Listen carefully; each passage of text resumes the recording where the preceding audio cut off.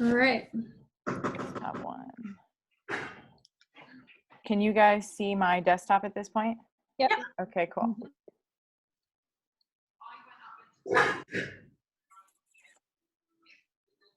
Praying that my computer doesn't crap out on me during this. Okay.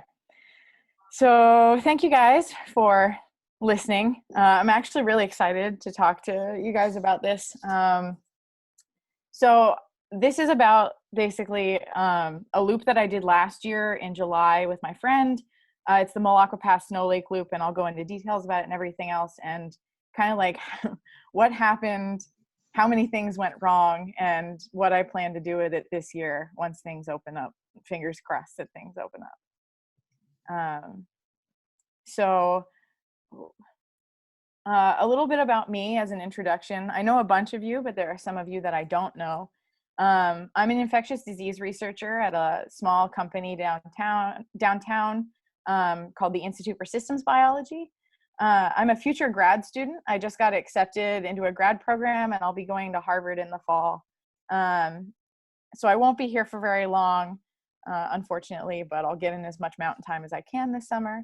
My other hobbies, besides running, I like to hike, climb, and mountaineer. And then on top of that, I also like to go to live concerts and read.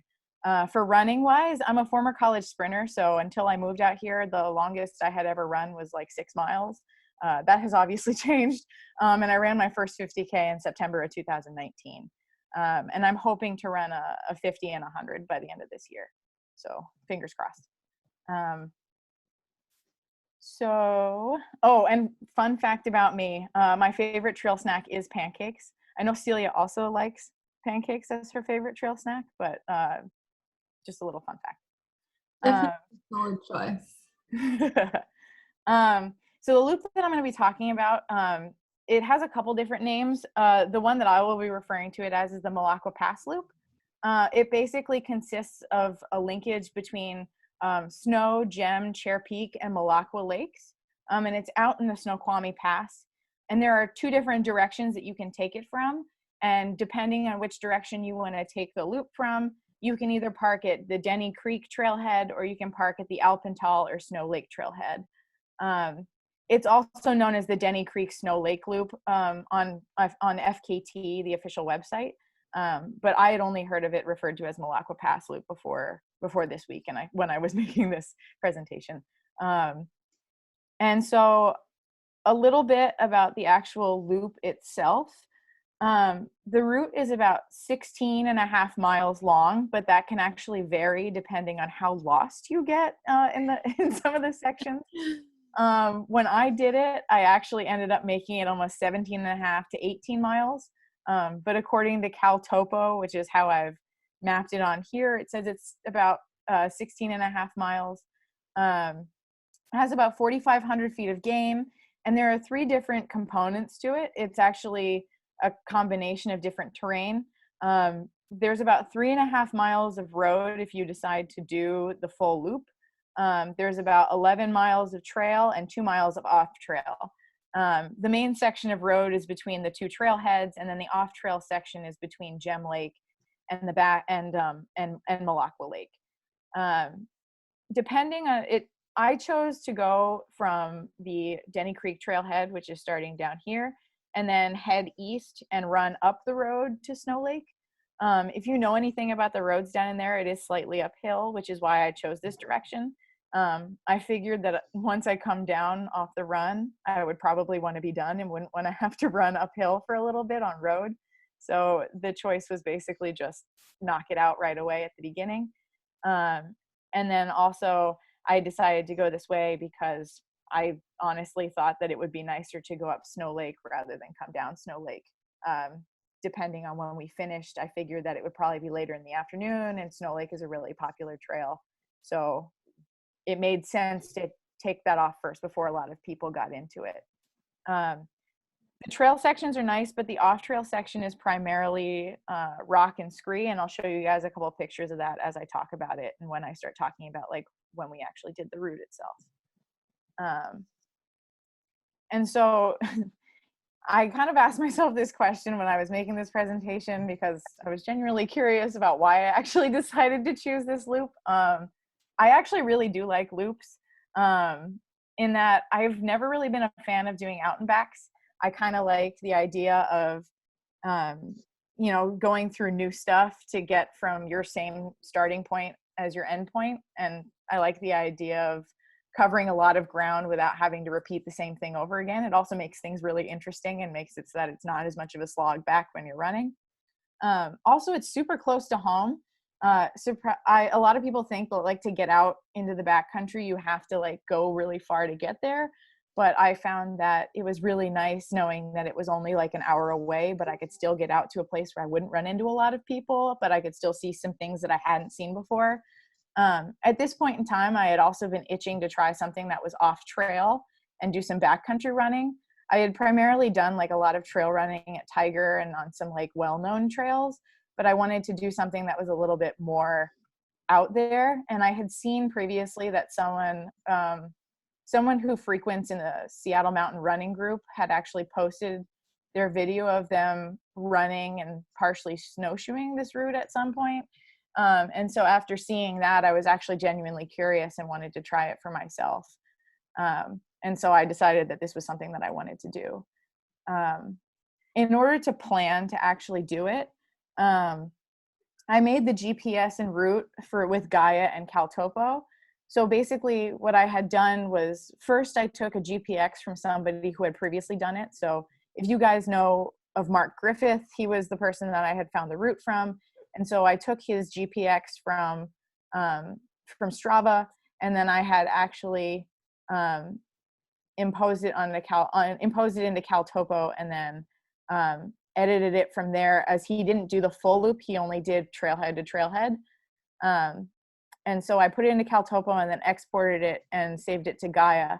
I pay for the subscription for Gaia, which is honestly worth the money for a year if anybody even considers buying the paid subscription of Gaia, because I could use it when I didn't have any cell phone service, and basically I had the map with me the whole time. And that told me about like terrain, elevation, things like that. I also was using trip reports, so I used Mark's trip report in order to try and decipher whether or not there would be snow, what the different sections would look like, especially the off-trail section. And then there was also one other group of people that had done it previously, and so I was using their trip report as well to try and figure it out. I also planned on having emergency contacts. So before I went on this trip, I decided to tell 2 other people where I was going, who I was going with, how long I thought it would take me, and at what point they should be concerned. This was the first time I actually ever did that, and I do that every single time now. So I think it's a really helpful thing to plan to do, just so you have a backup safety measure. And then I also use WTA in order to look at the routes themselves and get a look at what Snow Lake and Denny Creek had looked like. I had done Snow Lake before, but I had never done Denny Creek, so it was nice to know what it was supposed to look like. And that also told me about pass information. So for parking, I wanted to figure out what different parking permits I needed, and at Denny Creek, you do need the National Forest Pass. And then I believe it's at Alpental at the Snow Lake Trailhead, you also need the National Forest Pass. Is that correct? I think so, yeah. Okay. Okay, so this was something that I added last minute because I thought it was really important. So I picked my partner for this. His name's Trey. He does one of my workout groups with me, but I thought it was really important because, to be honest, this trip really stressed me out at several different points during it, and having a partner that I could rely on who was really, really supportive and knew how to, I guess, handle me whenever I got really anxious and when I got nervous was really nice. Amy's giving a presentation on a trip she went on. And so it was really nice having somebody that I knew that I could rely on at that point in time, and really kind of made it so that it was less about me thinking about, taking care of somebody else on the trip or like having to pay attention to that, and more of like it was more of a team effort. Like we both relied on each other. It wasn't like a one-way street. And I plan on doing this with him again at some point. But then for my kit, there was a lot of stuff in my kit. So basically I had my GPS and my phone. At this time, I was only using my phone, the Gaia app for my GPS. I didn't have anything else at this time point. And that was primarily because I knew that Denny Creek and Snow Lake were pretty popular trails. So at that time, it was basically like, if we could get to either of those trails, we would basically be set because we would see other people. I took 2 liters of water, which is usually my go-to, but I knew that there would be water along the trail, plenty of water access along the trail. So I definitely knew that if I needed water, I would have access to it. I took snacks and substantial food. For snacks, like basically that just means like I had like 2 bars, maybe like a beef stick, some goo, maybe some like honey stinger waffles or something like that. And for substantial food, as you could probably guess, I brought pancakes, which was a good choice, but I wanted to make sure I had something in case we were stuck back there for a while. To take care of the water situation, if I ran out of water, I took my Sawyer water filter with me. And then the weather for that day was supposed to be on and off again rain. So I brought a rain shell along with me. I also brought a couple buffs, some sunglasses, in case the clouds cleared, which I think was being overly optimistic about the weather at that point. A winter hat, waterproof gloves, an inhaler, my inhaler, a bunch of outer layers because I wasn't sure how cold it was going to be up in the back. And then my typical med kit, which had everything that I would need in case I would fall, or it also had like some medication in it, like ibuprofen, as well as Benadryl and a couple other things. And so basically when we started, we had a really good time going up to Snow Lake. This was a picture from that day. It was really cloudy, and it was on again, off again rain. We actually ended up making it up to Snow Lake in pretty good time. We knocked out about 5 miles in just under an hour. So we were feeling pretty optimistic about the whole thing, thinking that we could probably get it done in like 3.5 hours. I think at one point Trey had said to me, wow, I think we may only get this done in like 3.5 hours. And I think those were our famous last words, because it took us far longer than 3.5 hours. But at this point we were feeling really good and really optimistic. And then we went around back of Snow Lake to Gem Lake, and up at Gem Lake, we had a really good time because we ran into this adorable pup. And we ended up playing around with the dog for a little bit, and then stopped and ate some food before we went onto the off-trail section that continued after Gem Lake. After Gem Lake, there's a slight trail at that point, and you can actually see that on CalTopo as well as on Gaia. And it shows you that there's a trail, but it's actually really difficult to follow. I don't have any pictures of it from that time point, but what I can tell you is that it's basically a climber's trail. So back in that area, there are a lot of trad routes and a lot of climbing routes back there. So it's used very commonly for people who do that. But it was a pretty light boot path. But that boot path eventually led into a scree field. And from that point, we couldn't really find anything. And that's kind of where our first challenge kind of hit. So once we hit the scree field, like there was somebody who was in front of us who was doing the same route, except he was planning on summiting one of the peaks in the back. Whereas we were just aiming for the loop. And we actually found it pretty difficult to navigate through the rock field. Even though I had the GPS, it wasn't really helpful in that, I don't want to be looking at it 24/7. So I was trying to really figure out what was the best way to get through this area.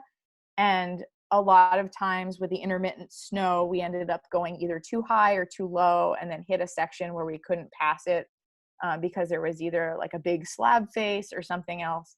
And so it took us a really long time to get through this section. I had a lot of experience at this point with traveling on scree fields, but Trey unfortunately didn't. And so that became a problem because it wasn't exactly easy for him to be able to pick up on like where we should be going. So a lot of it kind of rested on me to figure out where we were going. And then the two of us were having some trouble because it was a little wet and we were sliding a bit. But we made it through. It took us about an hour to go 1 mile, which was incredibly slow, but it was a good experience to have all around. And the two of us were pretty fine through this section, like mentally. We were pretty relaxed, still were having a good time, fairly optimistic. And then we hit our next challenge. So back behind Snow Lake is another lake called Chair Peak Lake. And there are a lot of different like skiing routes that actually go up here that you can take in the wintertime. But during this time, obviously a lot of the snow had melted out. And once we got here, this was actually where we had to go up and over the pass. So this was a general route that we had to take to get over it, to get around Chair Peak Lake. There was a nice, approach to it around the side of the lake, which was fine. But from here, we were trying to figure out, well, how the heck are we going to do this? And how are we going to approach it? Because obviously it's a mixture of pretty steep incline with some very small rocks as well as snow. So we were thinking about how are we actually going to get up and around it. When we started, what was really nice was that you could actually see like really close up into the edge of on the outer wall of this, there was actually a really faint boot pack in the snow, which to me, I thought that might be indication that we might have a boot pack all the way to the top, which would have been really nice. But we didn't get so lucky. I'll go back real quick.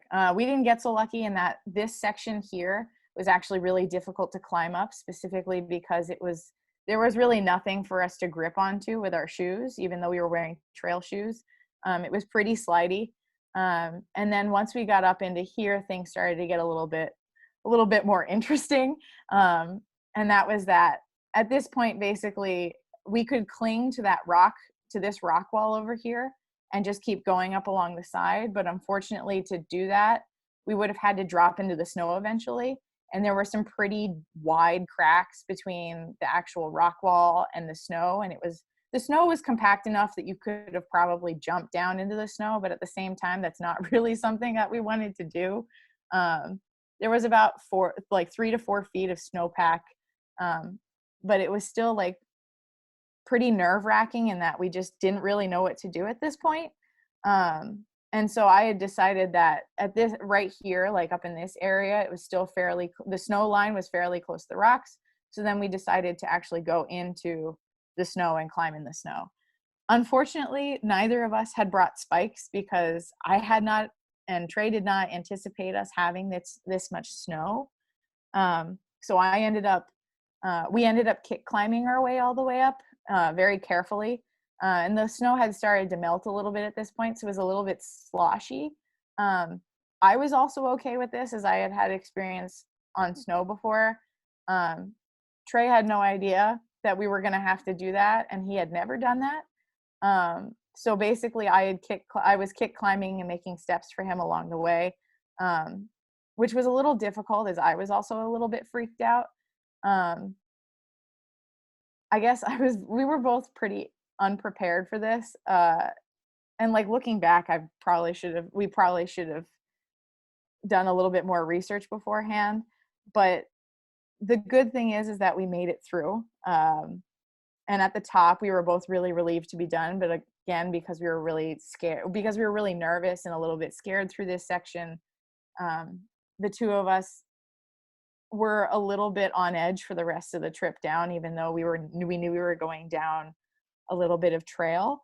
But what we actually found that was really nice. So this photo on the right is actually from the top of Melakwa Pass, looking down at Chair Peak. So we had come up through here. This was that section where basically we had gone from the rock into the snow. And the picture I don't think does it justice to just how steep that was. The incline was pretty stark. And what was nice though is that like if we would have slid at any point, there was a run out down in here. So like we would have probably just ended up in the bowl and had to climb back up. We would have never actually gotten down to the lake. But this was basically us looking back at what we had just done. And then we hit, this is a little video of me having a little bit of fun on our way down from Melakwa Pass. The top bit was primarily snow, which was actually really fun because a nice grade going down. And it was also pretty solid, so you could run on it and you could kind of slosh around. So we were having a little bit of fun with this. And then the photo on the left is from the bottom of Melakwa Pass. What was really nice about this section was that it was actually marked by cairns. So all the way up to the ridge, you could actually see like where you were going. And there was a pretty distinct path that went all the way down from the top of the pass here all the way down to Melakwa Lake at the bottom, which was really awesome and pretty exciting for us. There were actually a couple parties that were going up to take a look at the pass as well, which was really nice because then at that point we knew that we had people that were also on the trail. And so from there, we basically made it down in a decent amount of time. We were fine for the rest of it. We were just really tired. It took us something like 6 hours and 45 minutes or something like that. So very far from our 3.5 hour estimate that we made at the top of Snow Lake. But now knowing what we know and now seeing what very large errors we made on this trip and also having a lot more experience under our belt, the two of us have decided that we really do want to go back and try and take the FKT for it for a mixed gender team. This was not really the plan when we first started doing it the first time. We just kind of wanted to do it. And I think what we found to be really kind of nice was that, that first trip, we had a good time. We learned a lot, but it kind of felt like we were doing recons. How we now knew all the conditions for it. So then we really felt like we were prepared to do it a lot faster this time through. There was a team that actually did it about a month after we went through. I hadn't seen anything on FKT until about a month after we had gone through. And a mixed gender team of 3 people had went and set the FKT as 5 hours, 53 minutes, and 47 seconds. And so what we want to do now is we want to run a 5-hour goal. And we want to do this in the same time of year. So we had gone in early to mid-July. I don't remember what the exact date was, but we want to go at that same time because, in all honesty, I don't think we could do that back section up behind Chair Peak Lake if there were no snow. The sections that didn't have any snow, that were just rock, were really difficult to climb up. So we're hoping that this time, if we adjust, we'll be able to get through that a lot quicker than we did because it'll be a little bit easier. And then we'll also have the same approach at Denny Creek Trailhead, running up to Alpental or Snow Lake and then finishing down at Denny Creek again. And so what we'll do differently this time, well, first we'll definitely bring spikes. We'll anticipate snow. There was a lot more snow than either of us thought there was going to be. I mean, I thought it was, mid-July. I thought maybe like most of the snow would be gone. But that 3 to 4 foot snowpack that was up near Chair Peak, I don't think is going to really go anywhere now that I know a lot more about that area in particular. And then additionally, we know how to better approach the scree fields. I think retrospectively, it was easy to figure out that instead of going up or down in the scree, if you just kind of went straight across, it was the right move. There were some sections where it's kind of like you pick the path of least resistance, but I think the two of us are more prepared to do that now. I would also probably want to bring some snow travel protection, like maybe bring poles and an axe this time. I know sliding at that point wasn't really a concern because of the run out being in a bowl, but at the same time, it would be nice to have an axe for protection. And then also we wanted to start at a little bit earlier to avoid crowds at Snow Lake because we had a lot of people that were kind of blocking the trail on the way up. And that was because we had started at like 9 a.m. But that is basically all I have. And that's our plan for this year. Hopefully things clear up so we can make the attempt in July again. I'd be happy to take any questions that anybody has about the route or anything that I did or what we plan to do. And if you decide not to ask your questions now, you can always find me on Facebook. You can shoot me an email. My email is listed here. And you can also follow me on Strava. I always log all my routes, and I can also send you a previous GPX from anything that you would want as well.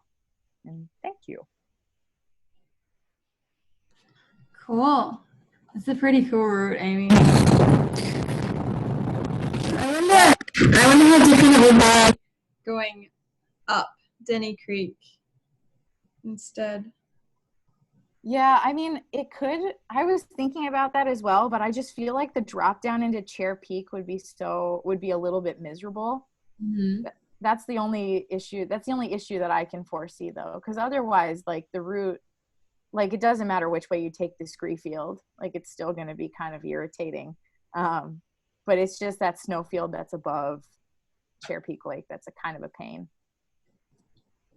Yeah, without the snowfield, do you feel like you would need more scrambling skills, or do you like have recommendations for experience level for some of those types of terrain?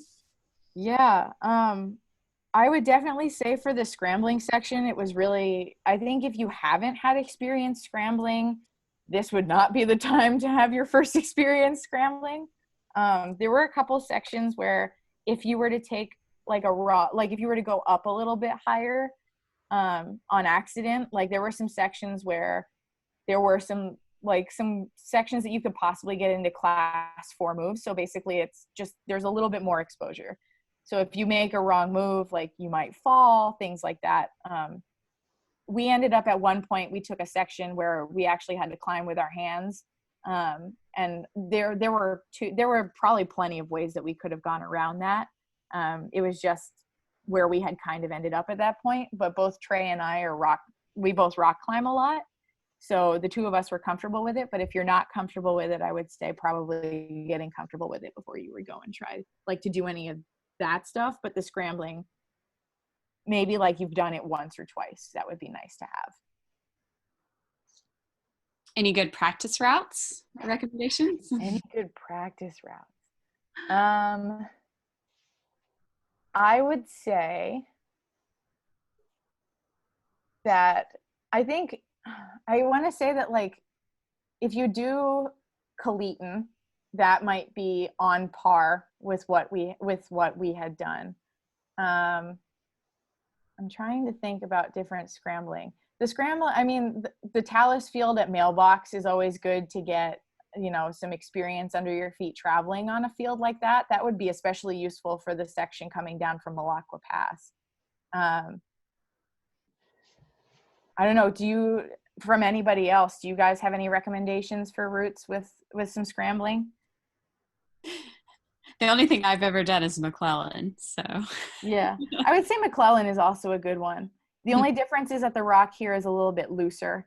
But McClellan's good if you want some practice using your hands. Putrid Peaks, like from there along to Defiance is a good little section. Okay. Yeah, I've done that one too. It's nice. Yeah. Okay. Any other questions? I just want to say I cannot wait to do this loop. That's Melakwa, awesome. It's so cool. Melakwa has like a special place in my heart because it was the first alpine lake we did a couple of years ago before we lived here. And I think it's part of the reason why we are living here now. That's pretty cool. Oh, that's awesome. We got like a random tip. We had a couple of spare days in Seattle, but then we got all itchy and like we gotta get back into nature. And someone said, "Go up Melakwa Lake." Yeah. That's cool. Did you do the Melakwa Lake loop around to Lake Pratt Lake? Yeah, we did that last year. Yeah, it's a nice loop. It's a good classic. I guess you could always do that if you started out on this loop and didn't like going up to the pass on the rocks or down. You could just turn around and do the rest of the other loop. I mean, that would totally be valid. Still be a good workout. Definitely. That's cool. I think on my hopeful goals, I want to try to do Kalitan, and try to like get experience doing something more scrambly. Because I still hold out hope that I'll get to go to Norway, but we'll see. But regardless, I think it would just be good to push my boundaries there. I've done some scrambling in Norway, so let me know if you're going and I can give you some. Ooh. Yeah, we're signed up for a race. So Yeah. the Tromso. I'm not doing the like sky race. I'm not getting on the like class 5 scrambles, but I'm doing the 35K. Cool. Yeah, I haven't been that far north, but we traveled. We had a van for a couple of years, so we went up to Lofoten. Oh, nice. Yeah. That's cool.